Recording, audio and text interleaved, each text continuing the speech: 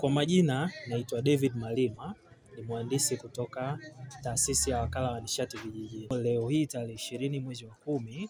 mwaka 2025 tumekuja hapa mkoani Njombe kwa ajili ya kufanya uzinduzi wa mradi wa nishati safi ya kupikia, ambapo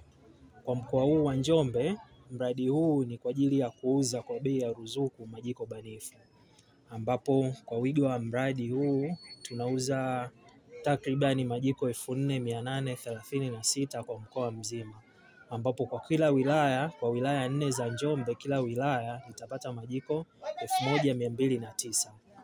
Majiko haya yanatolewa na mtoa huduma wa Envotech Services Limited,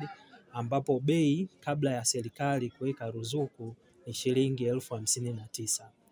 ambapo serikali kupitia wakala wa nishati vijijini umetoa ruzuku ya 85% katika majiko haya, ambapo mwananchi wa kawaida ananunua kwa shilingi 8850.